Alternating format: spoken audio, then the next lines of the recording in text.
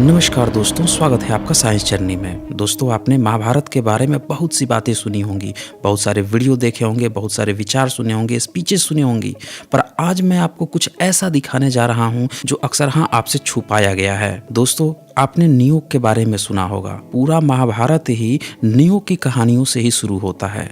इसमें एक ऐसा लालच दिखाया जाता है, सत्ता किसी और के पास न चली जाए, इस कारण से उस घर परिवार के लोग अपनी बहुओं का जबरन किसी और से नियोग करवाते ताकि कोई बच्चा आए और वो फिर शासन को संभाल सके। यानी कि ये एक लालच की कहानी से ही ये कहानी शुरू होती है। ऐसा बताया गया है कि कृष्ण द्वैपायन यानी व्यास ने इस काल्पनिक ग्रंथ को लिखा है। पर इसी महाभारत में उनके जन्म के बारे में, उनकी माता के जन्म के बारे में और फिर व्यास आगे अपने छोटे भाई की बीवियों के साथ क्या गुल खिलाते हैं, दासी के साथ क्या गुल खिलाते हैं, ये सारी भी बातें आती हैं। तो दोस्तों, इस वीडियो में आप अंतिम तक बने रहें। आज मैं आपको महाभारत की न्यूयॉर्क संबंधित उन घटनाओं को दिखाऊंगा जो अक्सर आपसे छुपा ली जाती हैं। आइए सबसे पहले हम ये देखते हैं कि व्यास की माता सत्यवती का जन्म कैसे हुआ था। महाभारत के आदि पर्व के सर्ग 104 के श्लोक 6 में लिखा है, भरत श्रेष्ठ, तुमने महाराज वसु का नाम सुना होगा। पूर्व काल में मैं उन्हीं के वीर्य से उत्पन्न हुई थी। यानी सत्यवती ये बात बता रही हैं। मुझे एक मछली ने अपने पेट में धारण किया था। एक परम धर्मज्ञ मल्लाह ने जल में से मेरी माता को पकड़ा, उसके पेट से मुझे निकाला और अपने घर लाकर अपनी पुत्री बनाकर रखा। अब कोई मछली कैसे प्रेग्नेंट हो सकती है किसी राजा के वीर्य से? तो भाई साहब, आप लोग समझदार ही हैं। ये कैसी गपोड़ गाथा चल रही है। अब इसके बाद हम आते हैं कि सत्यवती के बाद जब वो कुंवारी थी तभी उनका एक पुत्र हुआ था जिसका नाम व्यास था। इसके बारे में इसी आदि पर्व के सर्ग 104 के श्लोक नंबर 6, 7, 8, 9 में लिखा है, एक दिन मैं उसी नाव पर गई थी। उन दिनों मेरे यौवन का प्रारंभ था। यानी ये किशोरावस्था में थी। उसी समय धर्मज्ञों में श्रेष्ठ बुद्धिमान महर्षि पराशर यमुना नदी पार करने के लिए मेरी नाव पर आए। मैं उन्हें पार ले जा रही थी। तब तक वे मुनि श्रेष्ठ काम पीड़ित हो मेरे पास आ मुझे समझाते हुए मधुर वाणी में बोले। उन्होंने मुझसे अपने जन्म और कुल का परिचय दिया। इस पर मैंने कहा, भगवान, मैं तो निषाद की पुत्री हूँ। मतलब अकेले एक किशोरी बालिका को देखकर महर्षि पराशर का ठरकपन जाग गया और उसे बहलाने फुसलाने लगे। फिर श्लोक 10 में लिखा है, भारत, एक ओर मैं पिताजी से डरती थी, दूसरी ओर मुझे मुनि के श्राप का भी डर था। उस समय महर्षि ने मुझे दुर्लभ वर देकर उत्साहित किया, यानी प्रलोभन दिया, जिससे मैं उनके अनुरोध को टाल न सकी। नेक्स्ट श्लोक 11-12 में लिखा है, सत्यवती कहती हैं, यद्यपि मैं चाहती नहीं थी तो भी उन्होंने मुझ अबला को अपने तेज से तिरस्कृत करके नौका पर ही मुझे अपने वश में कर लिया। उस समय उन्होंने कुहरा उत्पन्न करके संपूर्ण लोक को अंधकार से आभूत कर दिया ताकि उनके इस कुकर्म को कोई देख न सके। भारत, पहले मेरे शरीर से अत्यंत घृणित मछली की सी बड़ी तीव्र दुर्गंध आती थी। उसको मिटाकर मुनि ने मुझे यह उत्तम गंध प्रदान की। आगे श्लोक 13 में लिखा है, तदंतर मुनि ने मुझसे कहा, तुम इस यमुना के ही द्वीप में मेरे द्वारा स्थापित इस गर्भ को त्याग कर फिर कन्या हो जाओगी। यानी कि फिर से तुम कुंवारी बन जाओगी इनके बच्चे पैदा करने के बाद। श्लोक 14 में लिखा है, उस गर्भ से पराशर जी के पुत्र महान योगी महर्षि व्यास प्रकट हुए। वे ही द्वैपायन नाम से विख्यात हैं। वे मेरे कन्या अवस्था के पुत्र हैं। जरा सोचिए दोस्तों, एक कन्या है, जब प्रेग्नेंट होगी तो गली मोहल्ला सब लोग देखेंगे ना, बच्चे भी पैदा हो जा रहा है, फिर से कुंवारी भी बन जा रही है। बड़ा गजब की कहानी है। खैर, ये तो थी इस महाभारत के रचयिता व्यास की कहानी। अब आते हैं व्यास ने उनके जो 2 छोटे भाई थे उनकी बीबियों के साथ क्या किया था। दरअसल हुआ क्या था कि सत्यवती का एक सौतेला बेटा पहले से भीष्म थे। सत्यवती की शादी शांतनु से हुई थी। तो फिर सत्यवती के 2 और बच्चे हुए, चित्रगंध और विचित्रवीर्य। चित्रगंध के बारे में ये कहा गया कि जो गंधर्व थे वो उसके अहंकार से गुस्सा होकर उसको मार दिए। फिर विचित्रवीर्य को राजा बनाया गया। विचित्रवीर्य जब छोटा ही था, फिर भीष्म जो है काशी में जाकर 3 लड़कियों को उठा लाते हैं। उसमें से एक लड़की किसी और से प्यार करती थी तो फिर वो चली गई। फिर बाकी की जो 2 लड़कियां थी उन दोनों की शादी विचित्रवीर्य से करा दी जाती है। अब उसके 7 साल बाद विचित्रवीर्य भी मर जाता है। तो अब शासन करने वाला कोई नहीं, क्योंकि भीष्म को न शासन करना था न बच्चे पैदा करने थे। तो सत्यवती यानी कि उन दोनों बहुओं की जो सास थी वो ऑफर देती है भीष्म को कि तुम इन दोनों को प्रेग्नेंट करके बच्चे पैदा कर दो। आदि पर्व के ही सर्ग 103 के श्लोक 8, 9, 10 में लिखा है, मेरा पुत्र और तुम्हारा भाई विचित्रवीर्य जो पराक्रमी होने के साथ ही तुम्हें अत्यंत प्रिय था, छोटी अवस्था में ही स्वर्गवासी हो गया। नरश्रेष्ठ उसके कोई पुत्र नहीं हुआ था। तुम्हारे भाइयों ने दोनों सुंदरी रानियां जो काशीराज की कन्याएं हैं, मनोहर रूप और युवा अवस्था से संपन्न हैं, हृदय में पुत्र पाने की अभिलाषा है। भारत, तुम हमारे कुल की संतान परंपरा को सुरक्षित करने के लिए स्वयं ही इन दोनों के गर्भ से पुत्र उत्पन्न करो। महाबाहो, मेरी आज्ञा से यह धर्म कार्य तुम अवश्य करो। अब चूंकि भीष्म को शादी वगैरह और बच्चे पैदा करने नहीं थे तो उसने मना कर दिया। और वो क्या कह रहा है ये भी जरा सुन लीजिए। सर्ग 104 का श्लोक 1 और 2 में लिखा है, भीष्म जी कहते हैं, माते, भरत वंश की संतान परंपरा को बढ़ाने और सुरक्षित रखने के लिए जो नियत उपाय हैं उसे मैं बता रहा हूँ। सुनो, किसी गुणवान ब्राह्मण को धन देकर बुलाओ जो विचित्रवीर्य की स्त्रियों के गर्भ से संतान उत्पन्न कर सके। अब ये जब बात सुनती है सत्यवती तो कहती है, यार कहाँ इधर उधर ब्राह्मण बुलाना है, जब मैं कन्या थी तभी एक ब्राह्मण मुझे प्रेग्नेंट किया था और उसका एक बच्चा जो पैदा हुआ था व्यास, उसी को बुला लेते हैं, वही बहुओं को प्रेग्नेंट कर देगा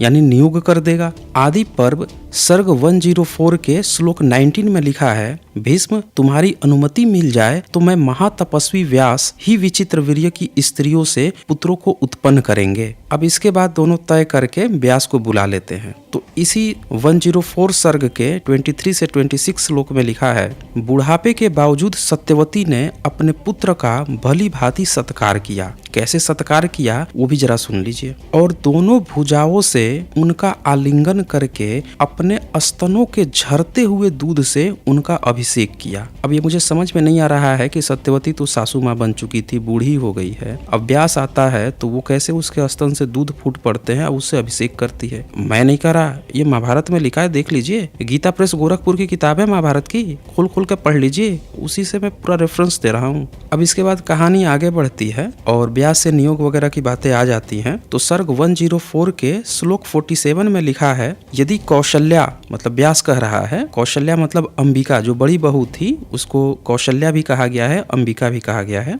मेरे गंध, रूप, वेश और शरीर को सहन कर ले तो वह आज ही एक उत्तम बालक को अपने गर्भ में पा सकेगी। यानी व्यास रेडी है। अब सत्यवती जाती है अपनी बड़ी बहू के पास, उसको समझाती बुझाती है कि चलो तुम नियोग करवा लो। वो मान नहीं रही है, फिर भी जबरदस्ती उसको मना बुझा के ले आती है। तो सर्ग 104 के श्लोक 54 में लिखा है, कौशल्या धर्म का आचरण करने वाली थी। सत्यवती ने धर्म को सामने रखकर ही किसी प्रकार समझा बुझाकर बड़ी कठिनता से, ध्यान दीजिएगा दोस्तों, इस कार्य के लिए तैयार किया, यानी नियोग के लिए तैयार कर लिया अपनी बहू को। इसके बाद ब्राह्मणों, देवर्षियों तथा अतिथियों को भोजन कराया। अब जरा सोचिए, उनको बुलाया होगा तो क्या कह के बुलाई होगी कि मैं अपनी बहू का नियोग करवाने जा रही हूँ किसी दूसरे से। अब सर्ग 105 के श्लोक 4 में लिखा है, व्यास जी के शरीर का रंग काला था, उनकी जटाएं पिंगल वर्ण की थी यानी पीली थी और आंखें चमक रही थी तथा दाढ़ी मूछ भूरे रंग की दिखाई देती थी। उन्हें देखकर देवी कौशल्या यानी अंबिका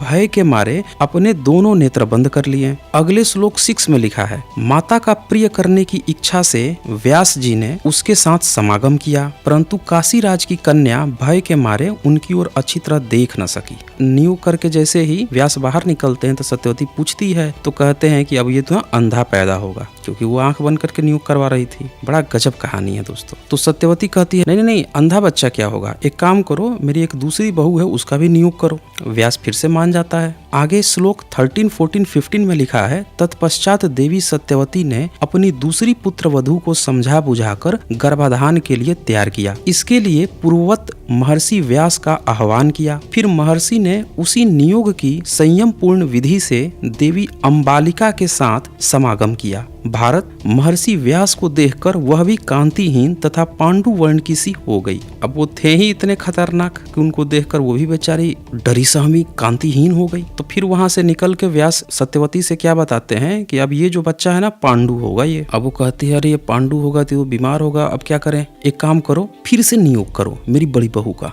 अब इसके बाद व्यास फिर से तैयार हो जाता है। अब उसको पता नहीं क्या दिक्कत है कि नहीं है, वो तैयार हो जाता है। अब फिर से सत्यवती अपनी बड़ी बहू को नियोग के लिए तैयार करती है, लेकिन जो बड़ी बहू है व्यास का चेहरा याद करके कांप जाती है। तो इसी में आगे श्लोक 24 में लिखा है, काशीराज की पुत्री अंबिका ने अप्सरा के समान सुंदरी अपनी एक दासी को अपने ही आभूषणों से विभूषित करके काले कलूटे महर्षि व्यास के पास भेज दिया। श्लोक 26 और 27 में लिखा है, एकांत में मिलकर उस पर महर्षि व्यास बहुत संतुष्ट हुए। राजन, कठोर व्रत का पालन करने वाली महर्षि जब उसके साथ शयन करके उठे, यानी नियोग करके उठे, तब इस प्रकार बोले, सुबह अब तुम दासी नहीं रहेगी, तेरे उदर में एक अत्यंत श्रेष्ठ बालक आया है। अब इस पूरे प्रसंग में आपने एक बात नोटिस की होगी कि व्यास 2 बहुओं और एक दासी को प्रेग्नेंट करता है और हर बार बच्चे ही उत्पन्न हो रहे हैं, और नियोग करके जैसे बाहर निकलता है ये भी बता देता है कि हाँ बच्चा ही पैदा होगा, अंधा होगा कि पांडु होगा कि बुद्धिमान होगा, ये भी बता देता है। दूसरी बात कि सत्ता हथियाने के लिए ये लोग अपनी बहुओं का किसी अजनबी से बलात्कार तक करवा डालते थे। अब लोग कहेंगे कि भाई यही सब कारणों से ना महाभारत को लोग घरों में नहीं रखते। अरे तो जब घरों में नहीं रखते तो पढ़वा क्यों रहे हो, जबरदस्ती समाज पे क्यों थोप रहे हो कि इसमें से कुछ सीखो? ये कौन डिसाइड करेगा कि क्या सीखें? भारत जो है इतने ज्यादा यहाँ बलात्कार हो रहे हैं, इतने ज्यादा लोग हौसीपन दरिंदे बने पड़े हुए हैं, क्यों बने पड़े हुए हैं? यही सब कहानी पढ़ाओगे साइड से, फिर कहोगे कि इसमें से हमें सीख लेनी चाहिए। अब ये कौन डिसाइड करेगा कि कौन सी सीख वो ले रहा है? सीधी सी बात है दोस्तों, इसमें कोई भी सीख नहीं मिलती है। इतनी घृणित चीजें कोई देखेगा कि किसी का बच्चा नहीं हुआ, उसका पति नहीं है, तो एक दूसरा मर्द से आके उसको संभोग करवा रहे हैं? शर्म भी नहीं आती? और इन चीजों को समाज पे थोप रहे हैं कि हमारी धार्मिक पुस्तकें हैं। तो दोस्तों इस वीडियो को ज्यादा से ज्यादा शेयर करें ताकि सभी लोगों को इसकी सच्चाई पता चलनी चाहिए कि इससे हमें कोई सबक नहीं मिलती। सबक वहां से मिलती है ना जहाँ पे कहीं गलती की गई हो। यहाँ तो सीधे सीधे धूर्तता है, अश्लीलता है, हरामखोरी है और लालच है कि सत्ता हमारे पास ही रहनी चाहिए। और जाते जाते लास्ट में साथियों आपसे एक प्रश्न रहेगा कि इसमें व्यास को काला कलूठा बताया गया है, तो दोस्तों कमेंट करके बताएं कि ऐसा बताने का कारण क्या है। तो दोस्तों इसका जब मैं सेकंड पार्ट लेकर आऊंगा तो उसमें आगे और भी नियोग की बहुत सी कहानियां बची हुई हैं, वो कहानियां भी आपको जानने को मिलेगी। और जिनको भी डिबेट करनी है तो डिबेट चैनल रेशनल वर्ल्ड है, वहां पे संडे, ट्यूसडे, थर्सडे को 7 PM से 11 PM के बीच लाइव डिबेट की जाती है। वहां आकर अपनी बातें रख सकते हैं, डिबेट कर सकते हैं। तो दोस्तों आज बस इतना ही, धन्यवाद।